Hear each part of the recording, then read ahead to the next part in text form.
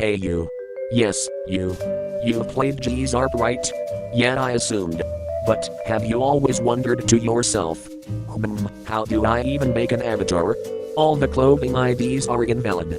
Where do I even start? What's the lore? Well, I'm here to help. It's a simple solution for a complicated issue per se. But to cut things short, Killamall aka Toxu has created a guide/catalog of all of your allowed accessory needs.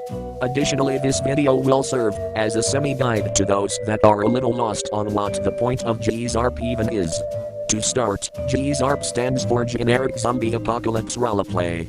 You probably already knew that, but everyone just calls it GZARP in short to simplify the name. It's a sandbox RP game that attempts to replicate early 2000 to 2010's Roblox games. Which, yes, includes the accessories that you can don. Fortunately or unfortunately, that can often lead to easy confusion and frustration on how to create cool-looking characters like this. Or this even. It sounds strange, but basically, all non-Roblox made accessories created during or after 2018 are quote-unquote blacklisted and cannot be used. But fear not. Roblox themselves have created oodles and doodles of accessories before 2018 for you to rock it with. Click on the link to the Google Doc below if you wish to see the catalog. It is ever-changing and future accessory requests and add-ins are appreciated to make this as accurate as possible. It is made by the community, for the community. But if you want to look for your own accessories, it is a bit of a difficult process and might require some research on your end.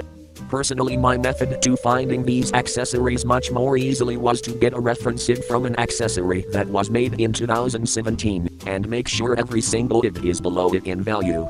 The lower the ID, the earlier in Roblox's lifespan that the accessory was created. But like I said, the Google Doc makes this easier, because I did the searching. Clothing does not apply to this blacklist, which means you can go completely nuts with your clothing ID options, like shirts, pants and t-shirts. Limb color, model size, and voice tone can also be modified in the avatar creation menu. Once you're done bedazzling your scrub, you can save the avatar in one of 20 different avatar slots for later use. Get your butt out there and roleplay for fun. But wait, what do I even roleplay about here? You may be wondering. Well, anything. Your imagination sky's the limit. If you're looking for any pre-established lore or story, there is none to this game.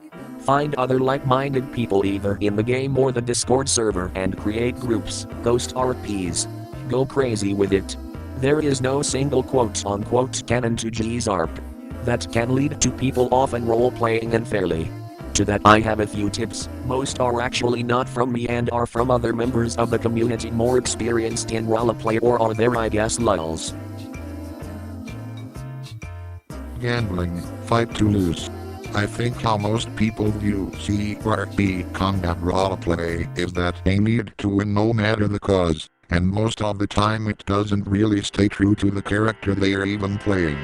So, in order to make this actually interesting, fight the way your character's strengths and weaknesses come into play. Make your character's weaknesses have actual benefits to hurting them there. Don't shrug it off like it was nothing. It was a weakness to begin with. Damage to your character, haughty, frowning face. Now, this doesn't apply to some characters, but I'm mostly referring to the normal Robloxians here. I like to view my character's pain by reflecting to myself, man, what if I got hit by this? How badly would it hurt? And if you come to a reasonable conclusion, act on it. I feel like, if you do want to create an antagonistic-like character, try not to make them extremely obvious that they are a dangerous character. Make them bond with some people. Break that bond, stab people's backs, turn the tables. Something along that line. ETK. Permission to kill. If the character you're fighting is a generic-looking zombie with some name like Walker or Boomer, they probably just wish for a fight, but it is always good to ask for permission to kill someone's character. Everyone has different experiences and at what pace they want to go within RP. Not everyone is willing to sacrifice a character they spent days or weeks working on, with personality, design, and just general attachment. Asking doesn't hurt anyone, and if they say no, just don't kill them. Just have common sense. Generally, everyone that plays this game is human and imperfect, so we all make mistakes. That's okay. But just don't be an asshole about it.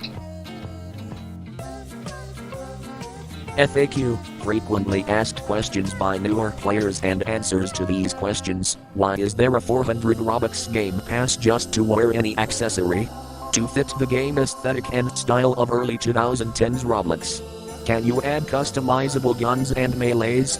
General consensus is that no, all guns are simpler models, while melees are usually imported Roblox gears. Can I create a group/fan faction? Sure, why not? It has already been done. Example, 712, Zombloxers, Bucket Bloxers. Why are some people semi-invisible? There is a bug where, if you unequip the invisibility cloak, while becoming visible, you get stuck in an in-between ghost-like state. Why are updates so infrequent? Steven has school. Why is there only 4 actual factions? Can't there be a fan-made faction in the letterboard, so others can participate in groups? Use your imagination for that one dingus.